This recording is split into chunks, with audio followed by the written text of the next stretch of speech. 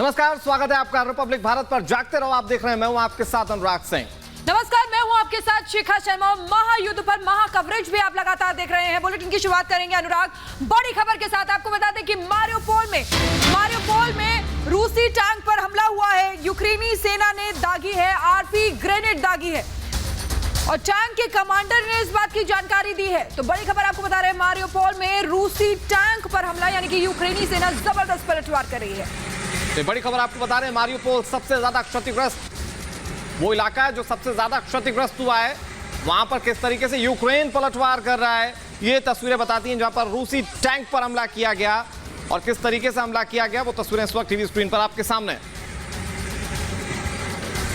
रूसी टैंक को निशाना बनाया गया और उस पर किस तरह से गोले दागे गए, आप इन तस्वीरों के जरिए देख सकते हैं। आरपी ग्रेनेड जिससे कि हमला किया है यूक्रेन की सेना ने और कहा जा रहा है इससे भारी नुकसान पहुंचा है। जो टैंक इस वक्त आप देख पा रहे हैं, चलता फिरता टैंक जो वहां पर तबाही मचा रहा था, इस पर घात लगाकर हमला किया गया, टारगेटेड हमला किया गया और इससे टैंक को भारी नुकसान हुआ है।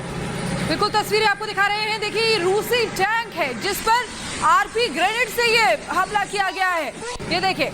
और देखिए, उसके बाद आपको आवाजें भी सुनाई दे रही होगी किस तरीके से खुश होते नजर आ रहे हैं अपना टारगेट पूरा करने पर यूक्रेनी सेना।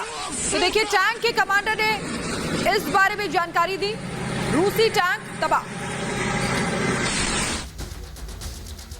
ये आपने यूक्रेन के हमले की तस्वीर देखी, लेकिन शिखा अगर बात की जाए तो खार्किव में रूस ने भीषण हमला किया है और यूक्रेन को नुकसान पहुंचाने की कोशिश की है। खार्किव से जो तस्वीरें सामने आई, रूसी सेना की ताबड़तोड़ बमबारी, जहां हमले के बाद भीषण आग लगने की घटना भी सामने आई है। बिल्कुल तस्वीरें भी आपको दिखाएंगे कि किस तरीके से, ये देखिए, ये तस्वीरें आपको दिखा रहे हैं खार्किव की, जहां पर मिसाइल से हमला किया गया है। रूसी सेना ने ताबड़तोड़ बमबारी की है। ये जो आग की लपटें आपको दिखाई दे रही हैं, ये बमबारी के बाद का मंजर है जो बेहद भयावह ये मंजर है। धुएं का गुबार आपको नजर आ रहा होगा। ये देखिए, सबसे पहले एक्सक्लूसिवली रिपब्लिक पर हम आपको बता रहे हैं, रिपब्लिक भारत पर हमले के बाद की जो भीषण आग की तस्वीरें हैं वो आपको दिखा रहे हैं। बेहद दहलाने वाली, डराने वाली, खौफनाक तस्वीरें। आपको इससे पहले वाली तस्वीर याद करनी होगी जब रूसी टैंक को यूक्रेन ने निशाना बनाया था। अब आप उसमें देखिए कि यूक्रेन के हमला करने की इंटेंसिटी क्या है और दूसरी तरफ जब रशिया हमले करता है तो किस तरह से हमले करता है, क्योंकि वहां पर आरपीएफ ग्रेनेड से हमला किया गया, यहां मिसाइल से हमला किया गया है। Reversed a decade of democratic and economic progress for the people of Burma. Singapore and the United States agree that the military regime must urgently implement the ASEAN 5-point consensus and return Burma to its path to democratic transition. We also discussed the war in Ukraine. Last week in Europe, the world saw the strong unified response and resolve among the NATO alliance, the G7 and the European Union to answer Putin's brutal and unjustified assault on Ukraine. Today, with the Prime Minister's तो Joe Biden का संबोधन आप सुन रहे थे। Joe Biden जो कह रहे थे कि पिछले दिनों में किस तरीके से नेटो की जो यूनिटी है, जो एकता है, वो इस समय देखी गई थी। आगे बढ़ते हैं। यूक्रेन युद्ध के बीच जेलेंस्की ने पुतिन को चिट्ठी लिखकर शांति और समझौते की अपील की। इधर चिट्ठी देखकर पुतिन को गुस्सा आ गया, वो गुस्से से तमतमा उठे। पुतिन ने यह कहा कि यूक्रेन शर्तें मान ले, नहीं तो उसे वे बर्बाद कर देंगे। ये रिपोर्ट देखिए।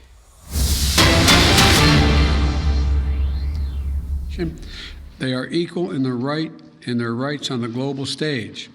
They have a right to sovereignty and territorial integrity. Joe Biden को आप सुन रहे हैं, अमेरिकी राष्ट्रपति जो बाइडेन, जिन्होंने कहा कि किस तरीके से जो हो रहा है, लेकिन इस बीच में नेटो की जो एकता है वो सबने देखी है। And we have deep commercial and economic ties. We've also developed deep personal ties as well, I must acknowledge. And we're going to continue to deepen our partnership and seize the opportunities to meet the challenges of the moment and to meet them together. Fighting COVID-19, making sure we're prepared for the next pandemic, increasing our climate ambitions and working to decarbonize the shipping sector, cooperating in everything from cybersecurity to space exploration, promoting a broad-based economic growth throughout the Indo-Pacific, including by working together to develop an Indo-Pacific economic framework that will drive enduring prosperity across the region. So, we have a large agenda, Mr. Prime Minister, an important agenda.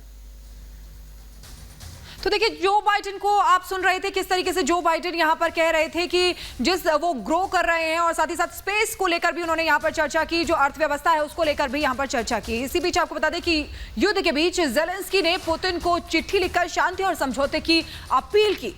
और जैसा कि हमने आपको पहले भी बताया कि चिट्ठी जब पुतिन ने देखी तो उन्हें चिट्ठी पढ़कर गुस्सा आ गया, और गुस्सा आने के बाद उन्होंने जो धमकी दी है यूक्रेन को, वो आपको दिखाते इस रिपोर्ट के जरिए।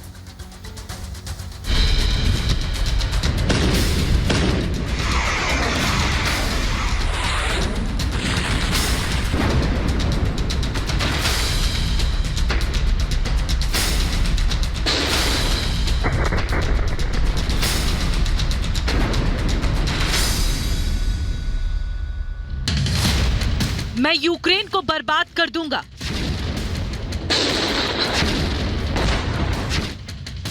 पुतिन को आया यूक्रेन पर गुस्सा। जेलेंस्की ने बाइडेन से लगाई गुहार।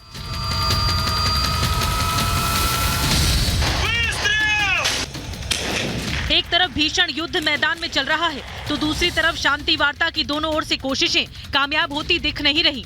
तो युद्ध का अंत आखिर होगा कैसे और होगा कब?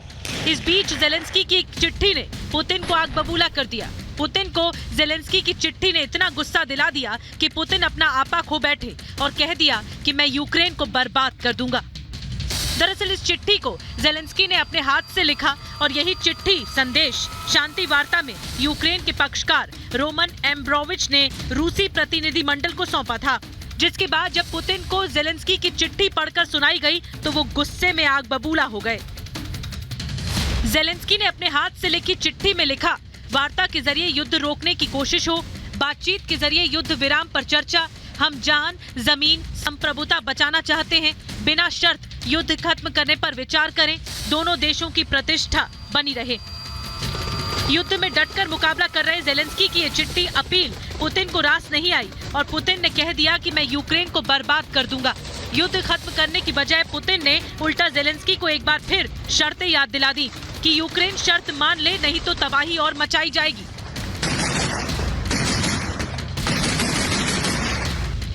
रूस की शर्तें जो जेलेंस्की अब तक मान नहीं रहे हैं वो ये है कि यूक्रेन संवैधानिक तौर पर अपने आप को यूरोपीय देशों से दूर रखे और अपने आप को गुटनिरपेक्ष घोषित करे। यूक्रेन को किसी सैन्य ब्लॉक का हिस्सा नहीं बनना चाहिए। तत्काल प्रभाव से क्रीमिया को रूस का हिस्सा मानना चाहिए। डोनेस्क और लुहांस्क को स्वतंत्र राज्य मानना होगा। इस बीच रूस ने मध्यस्थता की कोशिश कर रहे एम्ब्रोविच पर कई तरह के प्रतिबंध लगा दिए हैं। तमाम शर्तों और अपील के बीच पुतिन का गुस्सा 7वें आसमान पर है और वो युद्ध रोकने का नाम ही नहीं ले रहे। आगे क्या बातचीत का रास्ता युद्ध खत्म करने के लिए अपनाया जाता है या फिर ये जंग लंबी खिंचने वाली है, कोई नहीं जानता। Bureau report, Republic Bharat. स्थिति ये कि रूस और यूक्रेन के बीच जंग पिछले 1 महीने से ज्यादा से वक्त से जारी है। जंग के बीच युद्ध विराम की कोशिशें भी जारी हैं, लेकिन साथ ही रूस की परमाणु हमले की धमकी चिंताएं काफी ज्यादा बढ़ा देती है, क्योंकि रूस कई बार कह चुका है कि अगर जरूरत पड़ी तो वो परमाणु बम का भी इस्तेमाल करेगा। बिल्कुल, आपको बता दें कि रूस बार बार कह रहा है कि उसकी सुरक्षा पर आंच आई, यानी कि उसके अस्तित्व पर आंच आई तो परमाणु बम के इस्तेमाल से वो हिचकेगा नहीं। तो क्या ऐसे में रूस और यूक्रेन के बीच युद्ध विराम पर बात बनेगी या नहीं? देखिए पूरी खबर विस्तार से।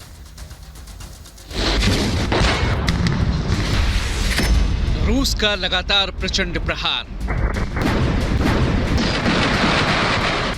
युद्ध विराम की कोशिशें बेकार।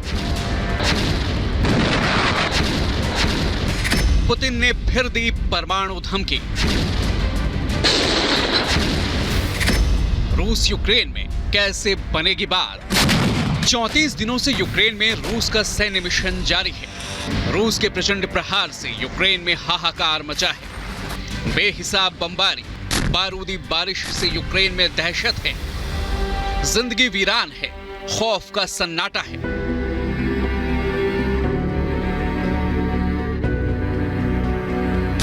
रूस रुकने को तैयार नहीं और जेलेंस्की अब भी झुकने को तैयार नहीं। युद्ध के बीच कहने को शांति की कोशिशें भी जारी हैं, लेकिन बातचीत के साथ साथ परमाणु हमले की धमकी भी खुलेआम दी जा रही है। रूस ने फिर दोहराया है कि अगर उसकी सुरक्षा को खतरा हुआ तो वो यूक्रेन पर परमाणु हमले से हिचकेगा नहीं। रूस के राष्ट्रपति व्लादिमीर पुतिन के प्रवक्ता दिमित्री पेस्कोव ने कहा कि अगर खतरा बढ़ा तो होगा परमाणु बम का इस्तेमाल। कोशिशें युद्ध विराम की हों, तुर्की में 5वें दौर की वार्ता हो और पुतिन के प्रवक्ता परमाणु हमले की धमकी दें तो समझा जा सकता है कि जब अविश्वास इतना ज्यादा होगा तो फिर आखिर कैसे बनेगी बात। रूस अब तक यूक्रेन के साथ युद्ध में Kinzhal hypersonic missile, Kalibr cruise missile, Iskander ballistic missile, cluster bomb, thermobaric हथियार, BMT terminator tank, TOR-M2 anti aircraft missile का इस्तेमाल कर चुका है। यूक्रेन ने रूस पर रासायनिक हथियारों के इस्तेमाल का भी आरोप लगाया है। यूक्रेनी सेना ने रूस पर फास्फोरस बम के इस्तेमाल का आरोप लगाया था।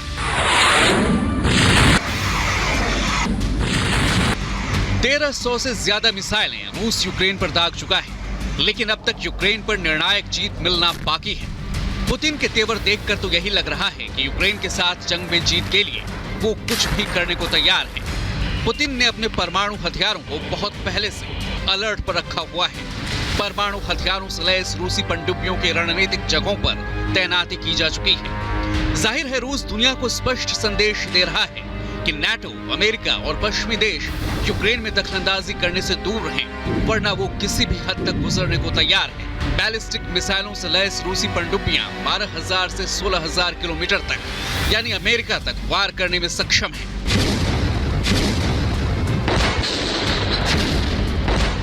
दुनिया में परमाणु हथियारों के मामले में रूस अमेरिका से भी आगे है। रूस के पास जहां 6,300 परमाणु हथियार हैं, तो वहीं अमेरिका के पास 5,800 परमाणु हथियार हैं। 1,600 हथियार रूस ने हमले के लिए तैनात रखे हैं। वहीं अमेरिका के पास 1,800 परमाणु हथियार हमले के लिए तैनात हैं। रूस ने 2,800 परमाणु हथियार रिजर्व में रखे हैं। वहीं अमेरिका के पास 2,000 परमाणु हथियार रिजर्व में रखे हैं। रूस के पास 1,700 अन्य परमाणु हथियार हैं, तो अमेरिका के पास भी इतने ही अन्य परमाणु हथियार मौजूद हैं।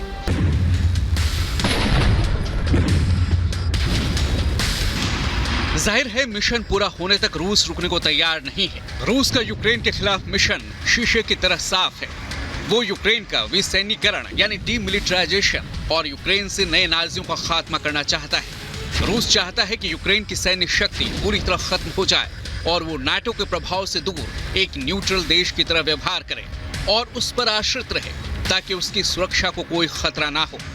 पुतिन अपने लक्ष्य को हासिल करने के लिए साम दाम दंड भेद का इस्तेमाल कर रहे हैं और पुतिन ने नाटो और अमेरिका को एक बार फिर यूक्रेन से दूर रहने की चेतावनी दी है। जाहिर है युद्ध में भीषण बर्बादी के बाद रूस की परमाणु धमकी को हल्के में लेने की गलती ज़ेलेंस्की और बाइडेन अब शायद नहीं करेंगे। Bureau report, Republic. और इसी बीच बड़ी खबर आपको बता दें, यूक्रेन में हवाई हमले का अलर्ट जारी किया है। कई शहरों में एयर रेड सायरन बज रहे हैं। कीव, ज़ाइटोमिर में ये सायरन बज रहे हैं। लोगों को बंकरों में छिपने की सलाह दी गई है। तो ये बड़ी खबर आपको बता रहे हैं, यूक्रेन के कई शहरों में लगातार एयर रेड सायरन बज रहे हैं और इसकी वजह से लोगों में डर है, दहशत है, क्योंकि इस सायरन बजने का सीधा मतलब यह है कि कभी भी ऊपर से हवाई हमला हो सकता है। कीव, ज़ाइटोमिर, इन तमाम इलाकों में सायरन बज रहे हैं।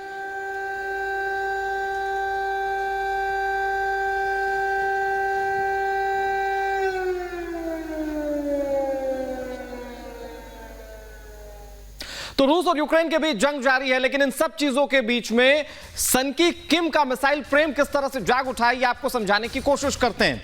दरअसल 24 मार्च 2022 को जो खबर सामने आई वो ये कि यूनसोंग 17 इंटरकॉन्टिनेंटल बैलिस्टिक मिसाइल का टेस्ट किया गया। यानी एक तरफ तो यहां जंग छिड़ी हुई है, लोग शांति की बात कर रहे हैं, लेकिन तानाशाह किम जोंग उन अपने मिसाइलों का परीक्षण कर रहा है। यूनसोंग 17 अमेरिका तक परमाणु हथियार ले जाने में सक्षम है, ये इसकी ताकत है। यूनसोंग 17 को मॉन्स्टर कहा जाता है, यानी कि इससे आप अंदाजा लगा सकते हैं कि ये कितना घातक हो सकता है अगर इस मिसाइल का इस्तेमाल किया जाता है। तो 2017 की बात की जाए तो यूनसोंग 17 इंटरकॉन्टिनेंटल बैलिस्टिक मिसाइल है जो कि 13,000 किलोमीटर की रेंज उसकी उस वक्त थी। यूनसोंग 14 इंटरकॉन्टिनेंटल बैलिस्टिक मिसाइल है। ये इसके वर्जन है, 17 अलग वर्जन है, 14 अलग वर्जन है। 8,000 किलोमीटर की इसकी रेंज है। यूनसोंग 12 की बात की जाए तो ये इंटरकॉन्टिनेंटल बैलिस्टिक मिसाइल है और ये मिसाइल इसकी मारक क्षमता है 4,500 किलोमीटर की, जो इस वक्त हम आपको दिखा रहे हैं ग्राफिक्स के माध्यम से। यूनसोंग 14 की जो रेंज है वो 8,000 किलोमीटर की रेंज है। यूनसोंग 12 की बात की जाए, ये इंटरकॉन्टिनेंटल बैलिस्टिक मिसाइल है और इसकी रेंज की अगर बात की जाए तो इसकी रेंज पहले के मुकाबले थोड़ी सी कम जरूर है, लेकिन इसे अपग्रेड किया गया है और इसकी रेंज जो है वो 4,500 किलोमीटर की है। ये यूनसोंग 12 की बात कर रहे हैं। तो एक तरफ जहां युद्ध में लोग सब सोच रहे हैं कि युद्ध कैसे खत्म हो, किम जोंग उन मिसाइलों का परीक्षण करा। नोडोंग की बात की जाए तो ये मीडियम रेंज की बैलिस्टिक मिसाइल है जिसकी रेंज जो है 1,300 किलोमीटर की है। मुसुडन की बात की जाए तो मीडियम रेंज की बैलिस्टिक मिसाइल है जिसको अगर हम समझने की कोशिश करें कि इसकी मारक क्षमता कितनी है तो 3,500 किलोमीटर की इसकी रेंज बताई जाती है। यानी कि इन तमाम चीजों से, इन तमाम बातों से ये साफ हो जाता है कि वहां युद्ध चल रहा है, लेकिन किम जोंग उन अपनी तमाम दूसरी संभावनाओं को तलाश रहा है। और इसी बीच एक और बड़ी खबर आपको बता दें, रूसी सेना का यूक्रेनी एयरबेस पर हमला, तस्वीरें भी आपको दिखा रहे हैं। ये देखिए, यूक्रेनी एयरबेस पर हमला किया है। एयरबेस पर हमला किया, स्टारो कॉन्स्टेंटिनोव एयरबेस पर हमला किया है और ये खेमेलनित्स्की में है सैन्य एयरबेस। रूसी हमले में ईंधन भंडार जो है वो पूरी तरीके से तबाह और बर्बाद हो गया है। Здесь у командиров в приоритете сохранить жизни бойцам по огневым, потому что это не совсем БМП. तो ये देखिए, तस्वीरें आपको दिखा रहे हैं कि किस तरीके से यूक्रेनी एयरबेस पर अब हमला किया गया है और अब 2 मिनट में महायुद्ध से जुड़ी बड़ी खबरें।